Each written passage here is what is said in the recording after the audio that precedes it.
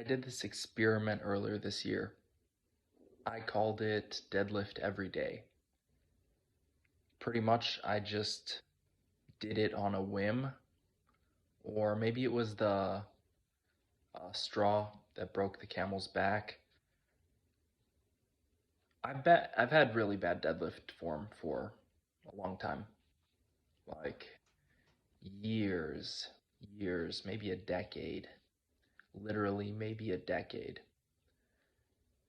I just never learned how properly, and I never really tried. I just would deadlift, and then my back would bend, and I'd look like a freaking Twizzler, completely hunched over.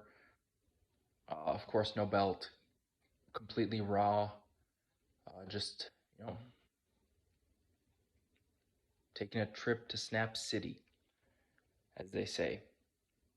And I did get injured once in high school deadlifting like that, and so I kind of just never tried. I just stopped trying because I would always, mess something up. So sore the next day. So sore because I'm freaking stretching my back out like crazy.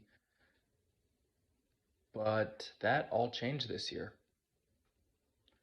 The past 2 years, I've done minimal deadlifting, like, once every 3 months, maybe 4 times a year, maybe less.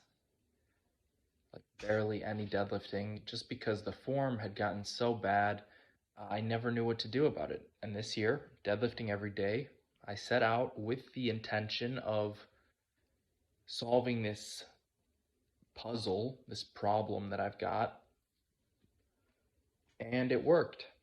Just going through the motions every day. I got some feedback in the comments, hey, you're not freaking bracing your core. I initially would come at it with some ego, like, what do you know about my core? But, you just sit with it and eventually it comes around where, like, what does that even mean? Like, I'm not bracing my core. And then you watch a YouTube video or you actually read the rest of the comment, and I figured it out. I wasn't bracing my core, and I wasn't doing a lot. I wasn't, locking in my lats. I was not, um, you know, putting that tension into my heels or, stretching my hamstrings. There's a lot that I could have done better, but I figured it out over the course of about 50 days, and I think these look good. I think these deadlifts look really good. I'm just I watched every single set over again, and I'm just happy with how these turned out. Like, back bending is so minor. One thing that I am like realizing is I would always just kind of jump up in weight when deadlifting. And now that I'm running this program, I've got to progress a bit slower because I want to make sure that I'm really milking every last drop of strength and skill progression that I could get out of this thing. So I'm going to make a little adjustment to the program. I have been increasing my deadlift by 5 pounds every session. I'm going to decrease that, or actually by 10 pounds. I'm going to decrease that to 5 pounds. So I'm at 255 for 3 sets of 5 right now. And well, it's a 5x5, but I did 3, with that weight.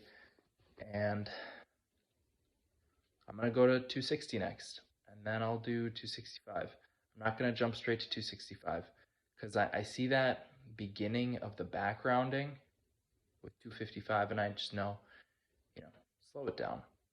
Just work on form.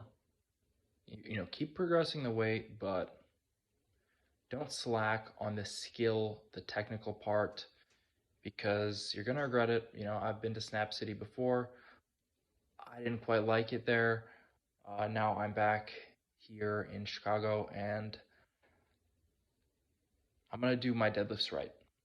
So I'm gonna slow it down a little bit, but I'm pretty satisfied with how this week went. Week 4 is basically done. Tomorrow's my recovery day. I'm just gonna go through some, calisthenics movements, and